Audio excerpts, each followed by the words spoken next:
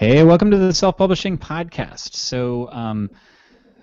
Today we're going to be talking about optimizing your Amazon page. I did say Amazon page because our guest, Bryan Cohen, is going to be talking more, like he has some Amazon-specific things, like the look inside, but this is going to be about sort of on-page optimization across the board, and you could apply it to any seller.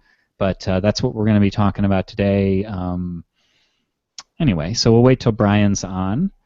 I don't know. I feel like I could go right into something cool, and there hasn't been enough back and forth. Dave, do you want to just say anything irrelevant for a while? At first, or should I just roll right into it?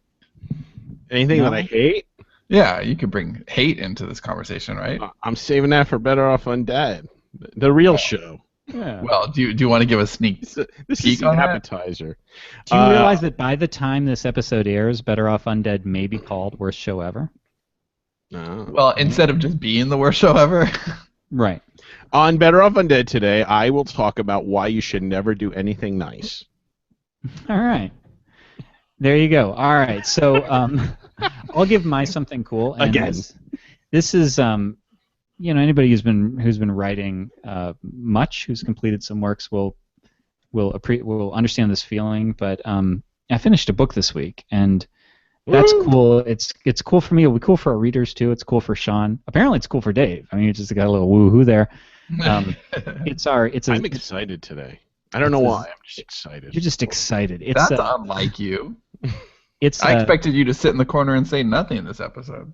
It's our zombie book, and it's called Dead City, and it's got a really cool twist on it, and it's the sort of thing that I don't want to say too much about it now, but it took a lot of figuring. The setting is very complex, and it basically there's I don't want to say too much, but there's a zombie disease, and we wanted to have zombies that made sense, because zombies as a concept are just kind of ridiculous, like.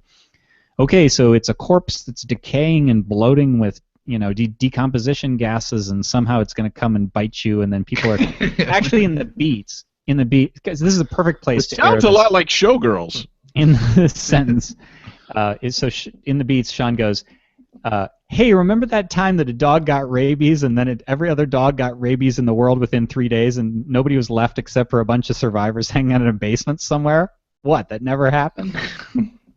We wanted to do a different kind of zombie book, and so the working out the mechanisms of the disease to kind of try and make this make sense, and then there's some drugs involved, some pharmaceuticals, was really, really complicated. Ayahuasca involved at all?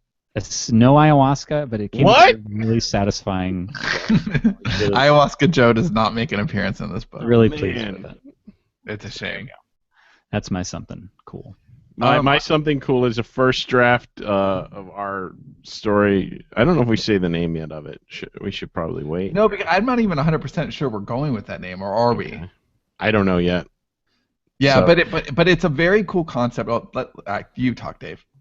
Well, it's after I read the book every day, I wanted to do a story with somebody, jumping from body to body. I didn't want to write the same sort of story. I love that story. I think it's beautiful. I can't. Yeah, it's a wonderful book. To read the sequel, but I wanted to, because to me every day was like Quantum Leap without time travel, basically. So that's a story we're writing. There's a reason behind what's going on, which is not explored in the first book, but it's going to be a series, and it's going to be shorter books. We wanted to do some shorter stuff and put that out there around 35 to 40,000 words, and it'll be a lower priced book. So, but we'll release a few of them within succession quickly. It's sort of a different that one of the complaints we get is like Yesterday's Gone or White Space. It's like, when's the next one coming out? It's like a year from now or 2 years on White Space. When Dave feels like it, damn it. When I'm inspired, man. Oh, that's right. We're allowed to swear again. Fuck yeah! We just recorded some stuff. We weren't allowed to swear. Oh, I gotta stretch out. So this is our. It is like yoga for your mouth. This is our. Jeez. This is our first, proper series where the books can be standalone, but there is a larger overarching story involved. And I wanted to do a body jumping story But we didn't do it like immediately after I read the book because I wanted to bring our own thing too. I wanted to this inspired me, but I want to do something different. And I think what we have here is really awesome, and we'll talk more about it closer to launch. Yeah, it kicks a lot of ass. It's really great. So some Sterling and Stone got 2 completed drafts a day apart this week. It was kind of awesome. Yeah, my something cool is more boring than that. But I've been on this thing lately, right, where I'm standing more and I'm trying to be healthy. During the last thing where I was the only one standing up. Well, you know why? Because the mic quality was important, and I don't have my mic hooked up over there. So when we had a meeting earlier, I could do it because it didn't matter if I was using the external mic, but I didn't have it set up. I really wish I had though. That would have been a nice hour to stand. But I'm standing. Yeah, that's right. 2 hours. I'm standing 4+ hours a day and walking, and it's all very, very good. But I added something else to my routine, which is the juggling. I am juggling. I am juggling while I edit. It's fantastic. You should try it. Yeah. I don't know if you've heard the website Daily Burn. Do you know it? Is that like a gossip website? It's like, ooh. Oh, I have something to ask you on Better Off Undead. Remind me. But Daily Burn is like you see their commercials on like Hulu or something, but it's basically a website where you can you pay a monthly fee, and their whole thing is you pay less per for a year of Daily Burn than you would with an hour with a trainer. I think it's like, I don't know, $10 a month or something. I don't know. I'm still on the first month free, but there's all these different workout programs that you can get because I'm a person who, I just want someone to tell me what to do. I want someone to like tell me exactly what exercises to do in the order that I'll do them, because I'll go do them. Lots of Kegels. I don't want to spend a lot of time figuring out how to exercise or what is best for my body. I just want to do the right thing and be time efficient about it. And so I haven't used it a lot because I just signed up this week, but it seems very cool. Like you can say, okay, this is my goal, this is what I can do now, this is what I want, and they'll assign one of the programs to you. And I really like the first one that they assigned me, but I ended up going with something called Recovery, which is basically just a lot of stretches and stuff, because I can't even touch my toes. Like it's embarrassing how I can touch my toes with a stick. And I'm not limber at all, and Cindy totally is, because she does her hot yoga every day and she gets very bendy, and I can't do anything. So I just want to work on that. And so the Recovery is just about like moving your joints and kind of it's 8 days. And anyway, I think that that's the kind of thing that as writers we spend a lot of time in our chairs and not moving, and even standing is better than sitting, but still you're not moving enough. It really is about motion, and you're changing yourself inside out by sitting so much. So anyway, if you want to pay attention to that, Dave. Sean will be moving his joints, so approach things differently. So I don't know. What were you saying about being time efficient? This is like 15 minutes to explain the workout routine. I'll report more after I use it a little bit, but so far I would recommend it to writers. It's very cost efficient for what it is, and you do need to be moving more. It's good for your body and circulation. I'll get right on that. So I mentioned just sort of off the cuff there that we had just done a bunch of. We mentioned I was standing for the last 2 hours when we recorded, and we were recording something where we didn't want to swear. And that's the Story Shop podcast. We mentioned this on the last one. So we have a 9-part series. It's a self-contained little podcast conversation series, basically. And so it doesn't go on and on. So you're not getting a bunch more podcasts. It's contained. It's 9 episodes. And it's our all of our pre-planning stuff, like how you do, how we do the research, how we do characters ahead of time and create character profiles, how we do setting and location scouting and character casting and creating outlines, the whole thing. And that's it. You can find that on our network page at sterlingandstone.net/FM, because our new podcast network is Sterling and Stone FM, and that will redirect to iTunes. where we have all the podcasts that we're coming out with, and there's a bunch. Like you'll see, I don't know, like 8 or 9 of them. There are a few other now. 95. 95. It'll get more, but look for Story Shop. So the Story Shop podcast is the one that I'm talking about, and go ahead and subscribe. They'll all be available. You don't have to wait for them, and you can just sort of binge listen Netflix style and learn all that stuff. So I would recommend that to everybody. So good stuff there. Anyway. So that was what we were working on, and it was pretty cool. So well, let me go ahead and invite Bryan, and we'll get to talking about Amazon pages and stuff. So I've sent this off. You know, this is our year of optimization. I don't know that people who are new to the podcast, because we've gotten a lot of new listeners lately, may not know the whole word of the year thing. So in 2013, we picked a word. Well, it was produced. That was our production year.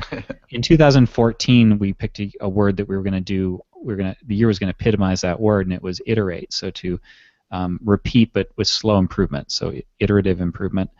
And then this year's 2015 is optimize. And we've done a lot of optimization along the lines of what we're going to talk to Bryan about.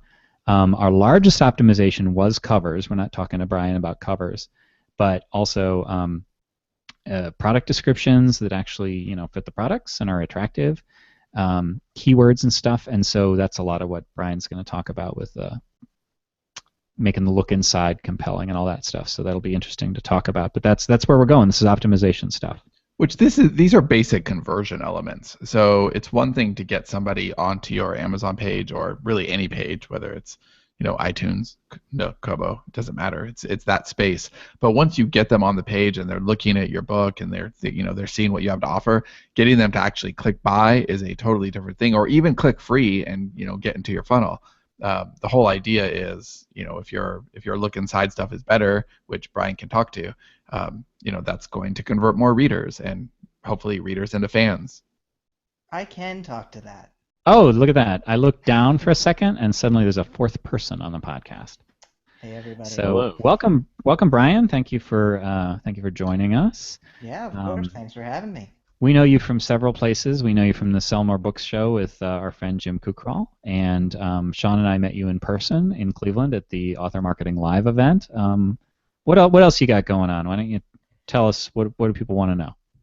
Oh man, I've got tons of stuff going on, but the big thing I'm here to talk about is descriptions. I've started earlier this summer a description business called Best Page Forward, and I couldn't keep up with how much craziness there was, how many people wanted to jump in on getting descriptions written for them because they hate doing it themselves. And I had over 100 people just in the first 2 months, so it was insane, and I'm really enjoying doing it, so I can't wait to talk about descriptions today. So we're going to talk about descriptions. We're going to talk about. I'm trying to find on the fly here the things that we talked about. I know we're going to talk about look inside. We're going to talk about Amazon on-page optimization a lot. Mm-hmm. But let's start with the descriptions. So, what are the elements that make a good book description? And obviously, unnecessarily, why does it matter so much? Yeah. I love the why does it matter so much. The funny thing is most people don't know why it matters. They come up with a synopsis. I mean, 99% of book descriptions are just a synopsis. At least that's what I've seen from the people I've worked with. And they do a synopsis, and then they hope that that's enough. But I think the elements of a good book description, you need your hook right away. And people don't necessarily know how to do that. I like to think of it like a movie tagline. People don't think in that way. In a world where. What was that? Nothing. He was Sorry, in a world where this In a world. I try to think of myself writing in the movie guy voice, definitely, when I'm writing the beginning of a book description, because you need a little bit of movie guy. You need a little bit of flash at the beginning, because if you take 2 or 3 sentences to get into a description, I mean, you guys have seen how the Amazon pages look now, and on mobile, if you go to an Amazon book page right now, there's about 2.5 sentences right that you can see before you click the read more button. And if you don't get that person in those first 2 or 3 sentences, then you're screwed. They're gone. They're gonna find something else. You should So when write you say something the like, "Buy my book or you will die." Is that a good opening line? That's a great call to action, I think. Awesome. Okay. Right at So the end. it's a big mistake that people make is they're basically treating it like art instead of like copywriting. Like it's their this is the fancy book that I wrote, and these are my wonderful characters, and they're not getting to the point and saying this is the experience I'm going to give you, and this is why you care. Yeah, and I think experience is a great word right there because you want to give people an emotional experience even in the description, because if they're like, okay, so that happens and then that, it's like, but what is that character feeling? What is that why do we care? Like I think you should always go into a description being like, well, why do they care? Why should they care? And I That's how I begin most days, by the way. you probably write great descriptions, Dave, because that's all you need.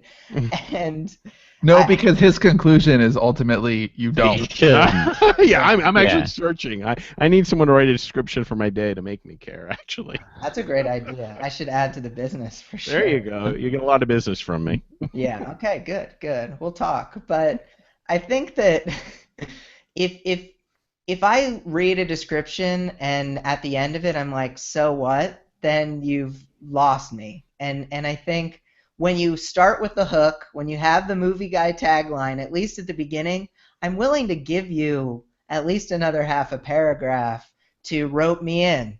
What is this world? Are the characters dealing with? Why are there high stakes to this?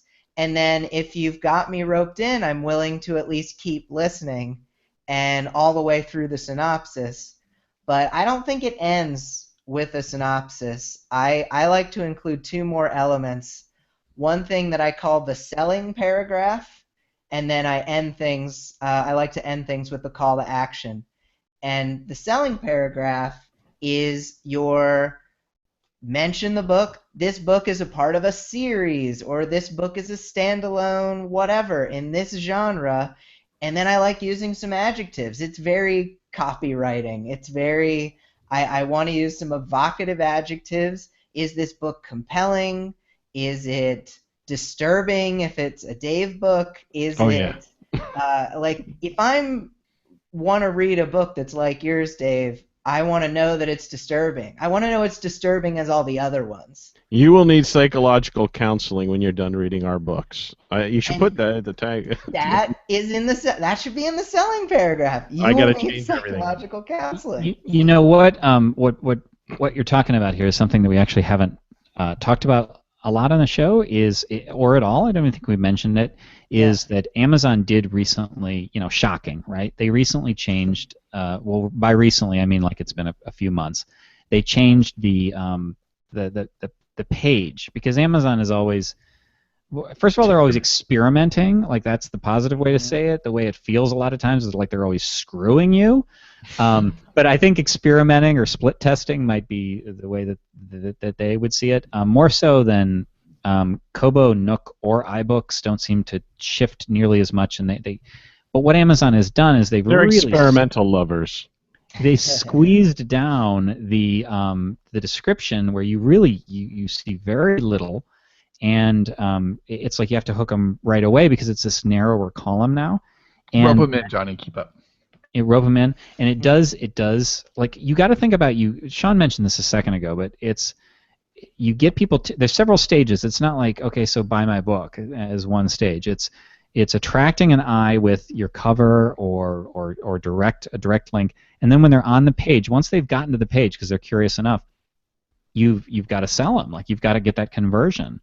Bryan, I don't know that you would know this, but does anyone know what is a good conversion on an Amazon page? Like the percentage of people who go to the page and then actually buy the book. Do we know? I don't think we have any line of Yeah, sight I to mean, that. Amazon isn't going to give out that information, and so you could obviously track all the traffic that you send, and you Yeah, could but then that's look at biased your sales traffic too. later. Yeah, it's I mean, it's impossible to know that, but It's not going I to be think high. I think the thing that most people don't realize is you may not know what your conversion is, but they can improve their conversion. And you were mentioning right when I got on the look inside and obviously the description. I mean, most people they spend about 30 they're like, "Crap, I need a description. I'm going to just write something up, throw it in there and I'll deal with this later." And then they never deal with it. So the conversion rate is going to be really low on something like that compared to something where you're putting some effort into trying to actually sell the book. Well, I think authors also make the mistake of assuming that people care about their book a fraction as much as they do. And that's just not true. You have to convince somebody to buy because most of the traffic that hits your page is going to be cold traffic anyway. Mm. They're not coming from your list. They're not coming from a Facebook ad. They're coming from an also bot or, a search on Amazon or something else. Especially if your book you want it to have long-term potential, then you have to know that your job is to convert as many cold leads as you possibly can, right? These are people who don't know you, they don't know your work. You want them to be introduced into your writing. Then it's all about conversion, and that means that you need a piece of compelling copy and not part of your art project.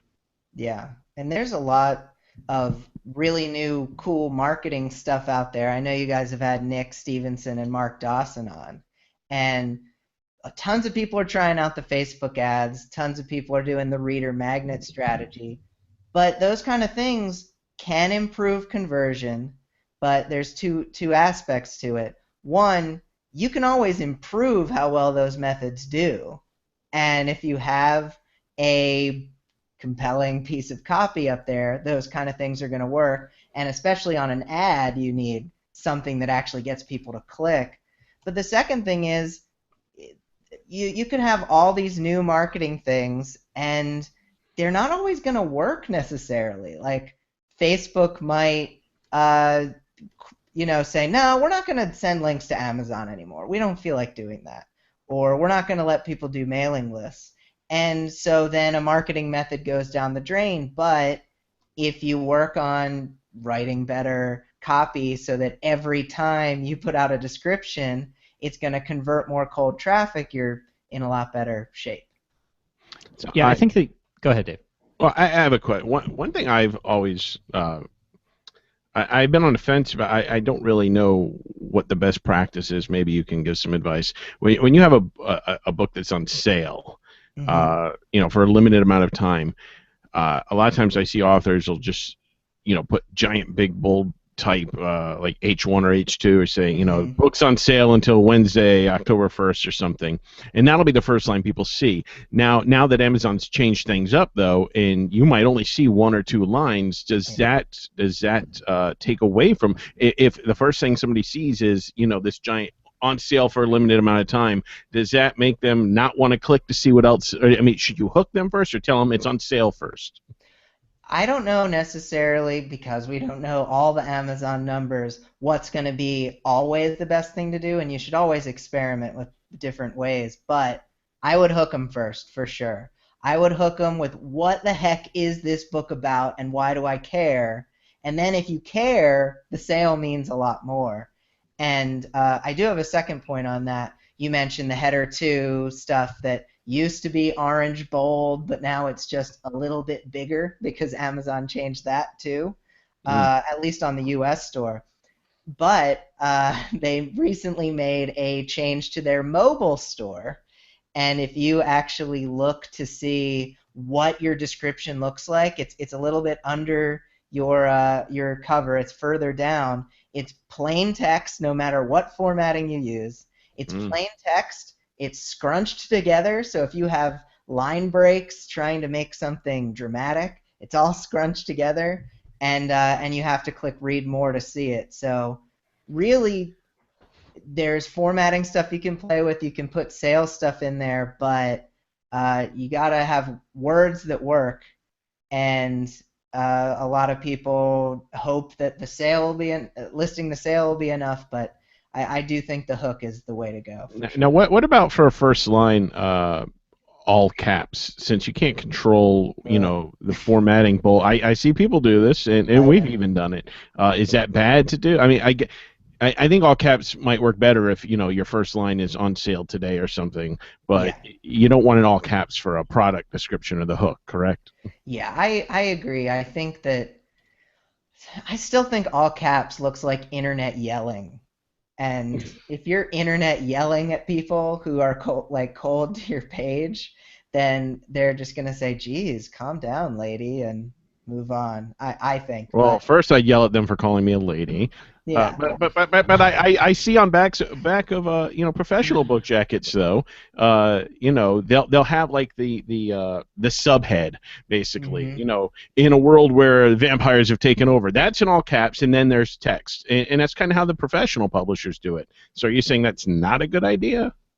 well, and first of all, the lady thing, I just didn't want us to seem too. No, I'm just joking. I No, I'm didn't want joking. us to seem too blokish. So.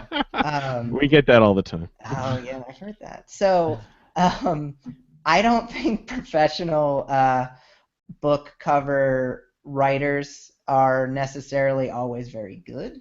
I don't think that the online description is necessarily the same thing that should be on the back of a book. I think that all caps could work, and I really think everyone should experiment, and people don't do this enough because they'd rather just put it up and work on the next thing. Yeah. But you've got to try different things because you don't know what's going to work for your book. I've written descriptions for some authors, and they've taken some parts of what I wrote for them and some not, and they said, "Oh, I think this converts better," and I just say try it out for a couple weeks because you need a little bit of a sample set to see if it works, and we all just need to experiment more. But I've read some really bad descriptions from traditional publishers, really bad.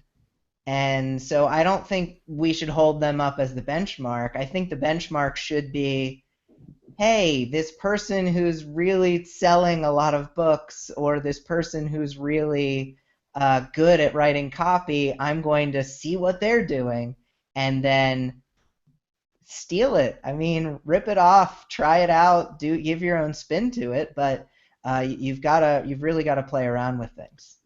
One of the things you mentioned early on that I know that we talked about this at Sean and I did at our last in-person thing, but I don't think we've ever talked about it on the show, was using taglines or log lines, and that might be a good strategy for something like this. Like, I'm not, Sean, you're gonna have to help me out because I remember he had some really good examples, but the one that I'm remembering is Invasion. Oh, I remember one that I really liked. I like this better than Invasion. So Cursed, when we rebranded Cursed and had these new really horror-looking covers, we came up with our cover design had room for tagline. I don't know the difference between a tagline and a log line. Sean can go into that, but whatever, like describing the book in a sentence.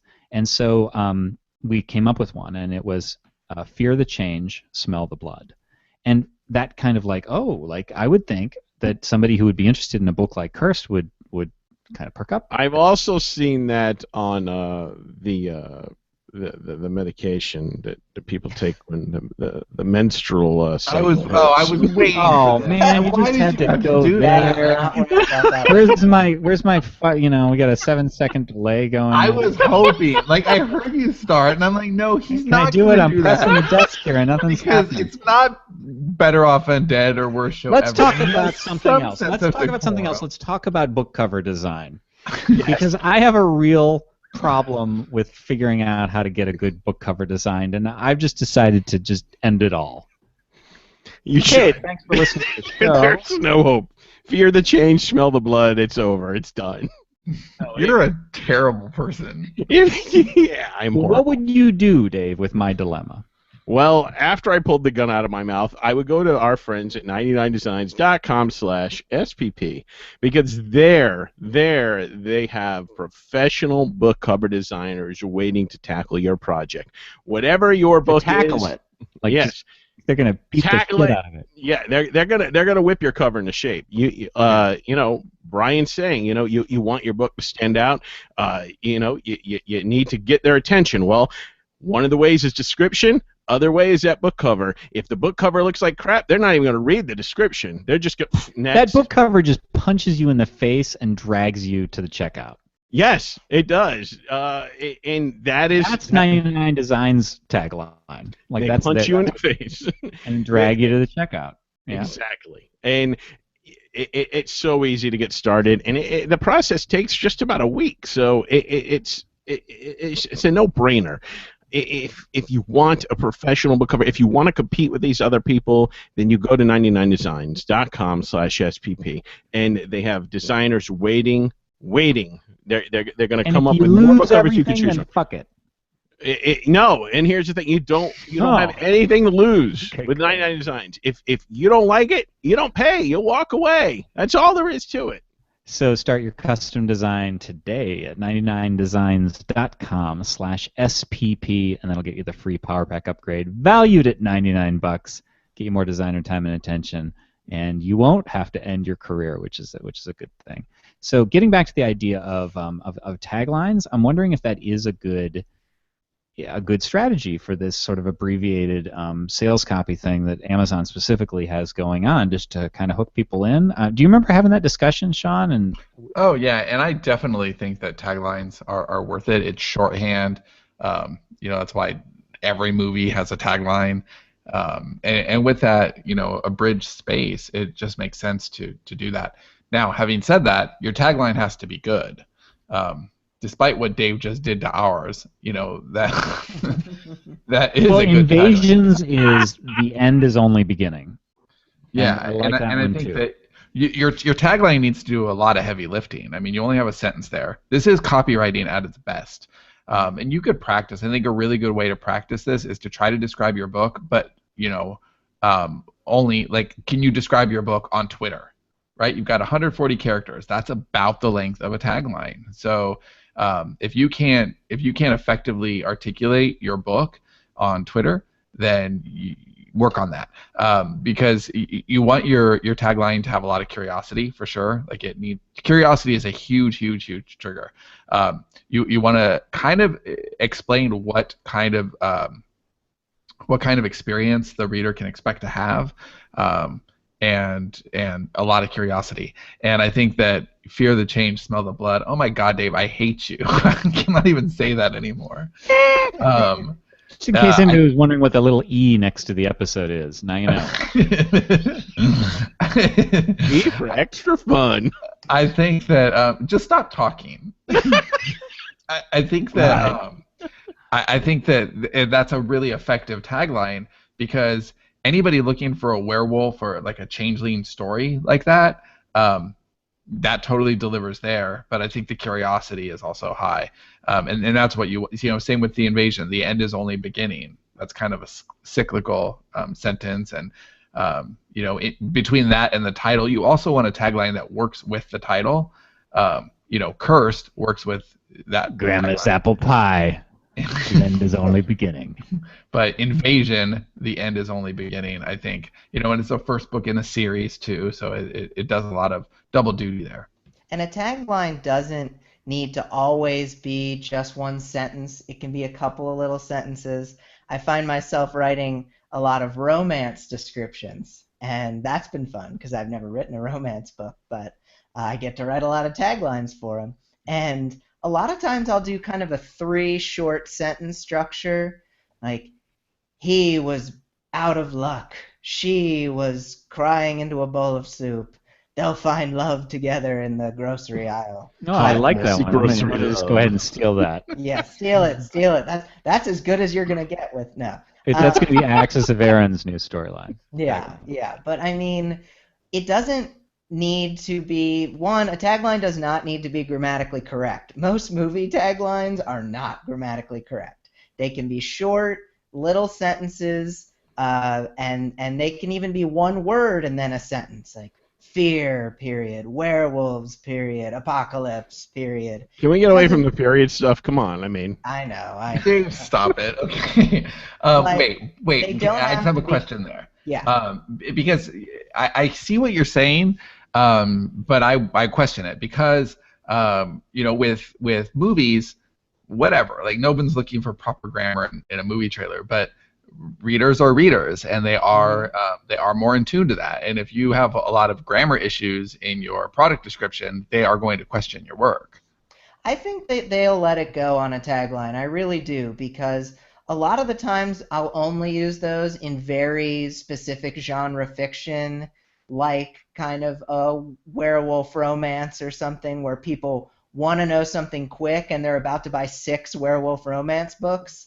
They need to know that this werewolf romance book is in the top 6. So I do understand that, and I think that people are willing to overlook it. But this is just what I said about the testing.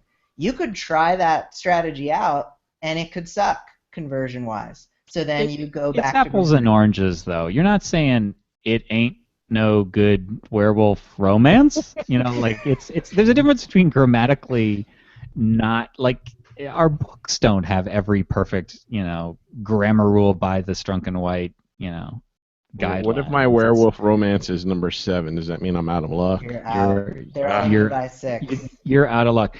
Brian, I wanted to the one thing. So you gave us a sort of a list of things we could talk about to optimize on page, and the one I want to make sure to spend some time on because I've heard it before and I don't. It's nothing that I don't really know what to do with it, and I don't think a lot of people do, is the look inside, and that's an Amazon-specific sort of a thing. I mean, a lot of places allow a little preview, but Amazon does that specific look inside. So what do we need to know there? I think that you need to consider how much time how much space there is between the cover page and the first word in your actual book, the first chapter, the first prologue, etc., etc. Because I didn't realize this for a long time. A lot of people download samples.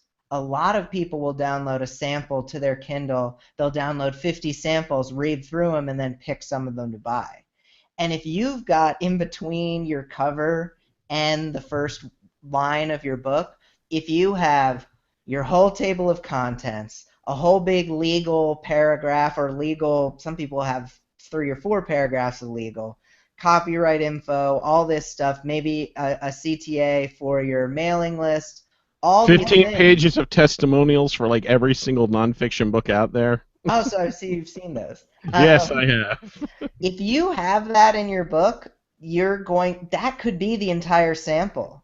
Like someone could download the sample and it could be all that crap. You can get more of this. Exactly. So I think that every author should download their sample, but right when they publish, take a look at it, or they should just kind of know, I believe it's 10%, and you can actually change that. You can email KDP and ask them for more or less, I've heard.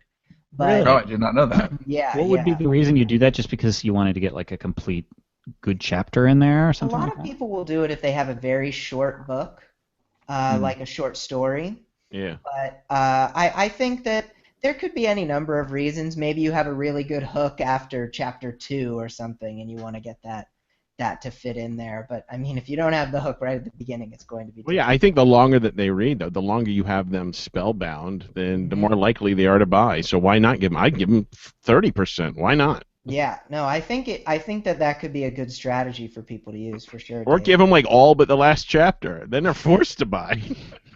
That's a great idea. That won't make people angry at all. But I really do think that some authors don't consider, and there's a lot of author blind spots out there. Description is a blind spot for a lot of people. The look inside is a blind spot. The editorial reviews section that you can add to through Author Central is a blind spot for a lot of people. So you really need to look at all these areas. If your book isn't selling, if it's selling, people get lazy. You could probably improve things, but whatever. If it's not selling, you've got to check the areas that are there first. It isn't necessarily go out there and spend $500 on a Facebook ad. You need to figure out why the people who are coming to your page aren't buying. And one reason could be you have 10 pages before you even get to chapter 1. Okay, we have a couple questions. First, Kate Morgan says, Dave, you're such a horrible person. Falls over laughing.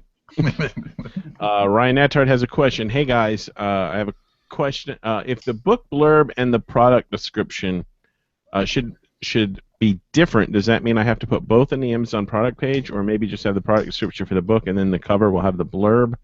Or should I change a blurb and make it all about conversion? Will it still be a blurb, though?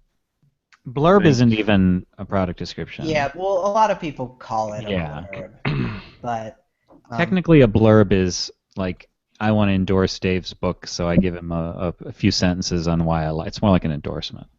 Yeah, this gave me the psychological treatment I needed. It abused me.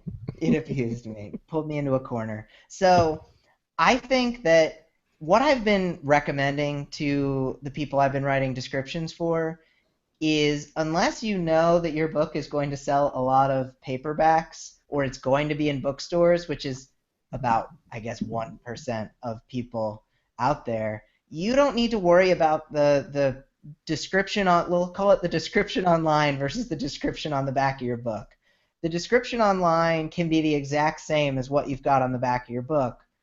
Just make sure that the description online is selling your book. It does have that tagline.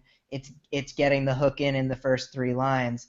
But I don't know. I mean, I sell a decent amount of paperbacks of my nonfiction, and I don't think it's because of the blurb on the back of that book either, because I think that it's still that description online that is getting people to click buy. So really, stop caring about what description goes on the back cover of your book. You could put one line on there, a quote from somebody, and you'd probably be fine.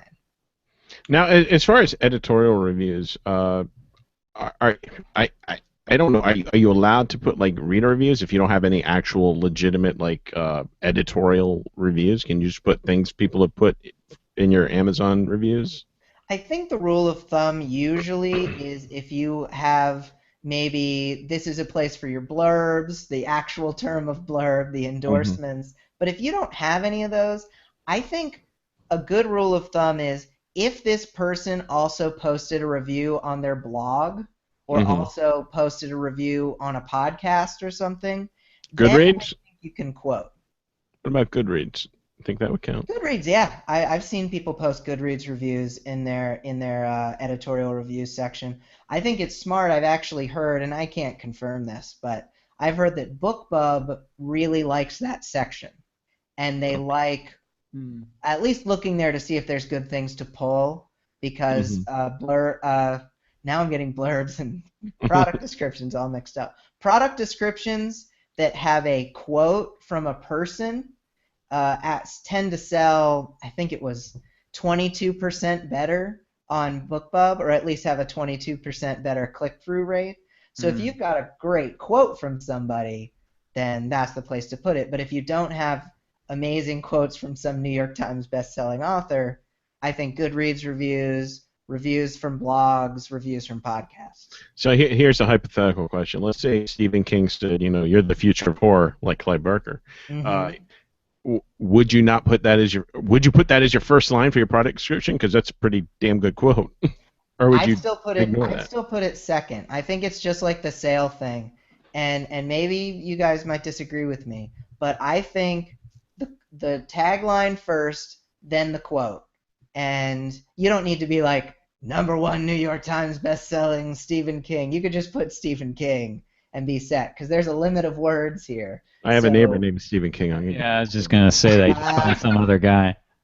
There is some guy writing under his name on Amazon, by the way. With a V instead of a PH. Yeah. That's amazing. Ballsiest asshole ever. What about those other? What about the other sections that are available through Author Central? Because it is easy to forget about those, and there's a bunch of them. So what do we need to think about there? Well, you can put an excerpt there. I think that if people should click the look through if they want to look, but if you think about old SEO practices of your book needing to have at least 300 words on the page and you don't have a long description, you could always throw in a chapter 1 excerpt. You could put in about the author kind of section. A lot of people are using Q&As. I've seen Nick Stevenson do this in his actual description, but I think you could put it down in a from the author section. I think he uses that to really stuff his keywords, get those going more. Yeah, that's exactly why he uses it. The more words you have on the page, the easier it is to get keywords in. And I remember he said in Supercharge Your Kindle Sales in his book, he said something about Q&A seemed to be a really good way to get some of those words in that are hard otherwise, because it's sort of like if you had a press conference and you're like, ask me about this, ask me about this thing that nobody's ever going to ask me so that I can say this response, that sort of thing. And my favorite part of that is you're asking yourself the questions, so it's just right. You pretend that you're having a crazy conversation with Hey, yourself. Johnny, would you say that Stephen King would say that you're the future of horror? Why, yes, I would. Exactly. Now, what about the author page? Do you have specific advice on, or about the author section? Do you have specific advice on that? Well, I think that you could really throw anything in there if you want to throw some background. I don't know how much it helps at this point. I think that if you have something you're like, it would be great to throw it in there, then go for it. But you also don't have to use every section. You definitely don't have to use every section. Don't feel obligated to use every section. If you're going to use anything, use editorial reviews. But which, like I said, Author Central is the only place to put those in there. But otherwise, definitely don't feel obligated. You don't need to have an insane conversation with yourself. You don't need to throw things in there just to fill it up. But if you have any accolades or something, like you were like #1 horror or whatever, #1 sci-fi, I think you should probably put that in just so people have a shorthand on how to identify you. Because I think when they come across you as an author and they see your book, they want some hole to pigeonhole you in. They want to know what they're dealing with, and I think there's a place where you get to decide how they're going to. Do I want to write, like, for instance, Sean and Johnny, they write in different genres. So in their about their author thing, they could specify specifically what genres they want to be known more for. Like, do they want to be known more for Unicorn Western, or as the best-selling authors of the Invasion series? And you could, because the about the author section is different on every book, you could really customize that for each specific listing. So I think that's a good idea. Yeah, so if you have sci-fi accolades, they could go on Invasion. If we have fantasy accolades, they could go on Unicorn Western, that sort of thing. Yeah, for sure. I totally agree. I wonder how much of this is information over. Like, I'm wondering where the tipping point is, where it stops being about increasing conversion and starts being information overwhelm.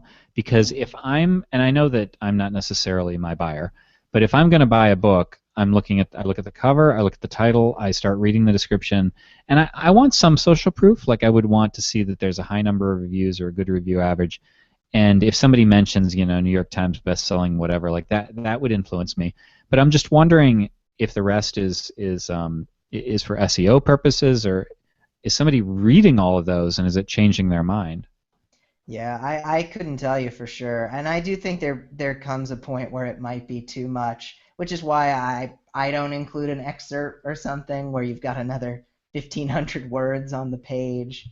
And I mean, Amazon is making it tough because now, I don't know if you guys have seen, they have the drop down also bots. There's a big menu. If you click down, now you can actually have, if you keep clicking, I tried just to see how many, about 15 or 16 pages worth of also bots that you can expand on the page. And so 1,500 words or so, that's one thing, but you could have 200 clickable cover links in between there. So I think the hooking happens at the beginning. I think it happens quick, and you need to really think about it in terms of, I've got about a minute or less, probably 5 seconds or less to get the initial hook in, just to get the reader to be interested enough to click the buy button. Because if they scroll too far down, it just might not happen.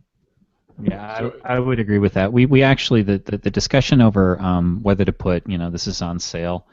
We did that, and one of the but I'm now thinking that there's just kind of no point because if your book is on sale, it's going to be cheap. Like most people who put their book on sale are going to put it on sale for 99 cents. Most people are not doing $1 off, Yeah. and you're already on the page, you already know the price, and I would think it's a matter of do I want this book or not? Not like it's going to end.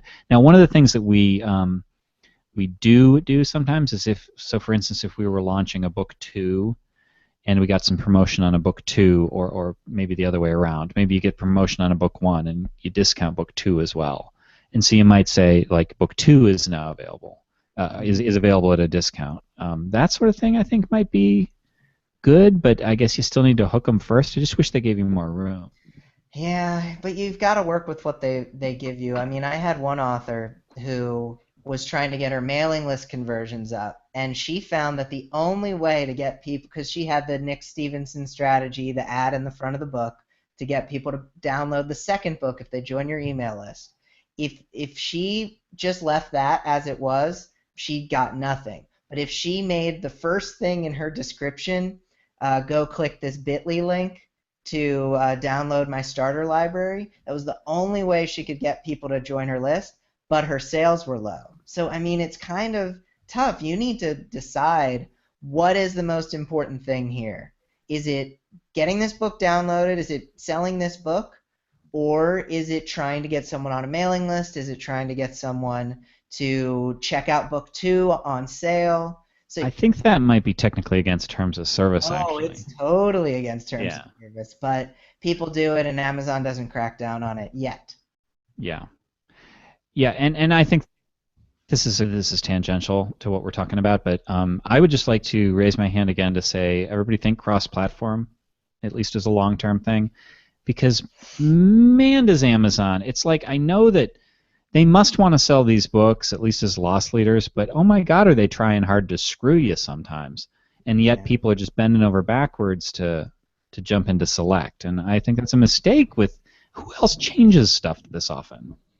yeah, you So. can't plan. You can't plan ahead, and you can't just set things and forget them. Whatever it is, description, title, subtitle, etc. You've got to keep up with it because times they yeah, are but a that changing. gets harder and harder as your library grows, Oh and yeah. every working author should be adding to their library regularly. So, it is nice to be able to put your books on other platforms and just leave them. like Yes. I have an effective tagline, I have an effective description, I have an effective call to action. This is working, and I don't have to mess with the shenanigans because the shenanigans get old. Yes, they So do. wait, you mean all those Kindle Gold Rush books that promise me passive income? I don't have to do anything, or lies? Man, I have to keep up with this stuff now? Forget it, man. Being an but they author is had such actual great work. taglines. So let's finish up. But Brian, what's the best way for people to get in touch with you if they want you to do descriptions or stuff? Is it authorcopy.com, or what else I've do you want got people to know two about? two cool things. Well, one cool thing and one pay me for your description thing. So, That could be a cool uh, thing. yeah, authorcopy.com. I've actually set up this site giveaway to give away $1,000 worth of my copywriting services. So if you go to authorcopy.com and you win, you'll get me writing not just book descriptions for you, but I'll also write 5 emails for you that you can put in your autoresponder, 5 pages on your website, an author bio, all this stuff, and a consultation with me. And so that's 1,000 bucks worth of stuff you don't have to do if you go to authorcopy.com to check that out. And you also get a free cheat sheet on writing better book descriptions. So even if you lose, you win. And so, can you tell That's I've some been writing copywritten shit taglines? right there. All I right. know, I know. But then if you say, screw that, I just want Bryan to write my description, go to bookbestpageforward.com and you can order a description and I will write it for you and I'll also chat with you about marketing on Skype for free. Okay, awesome. So thank you for being on, Bryan, and talking to us about descriptions and optimizing on Amazon, all that good stuff.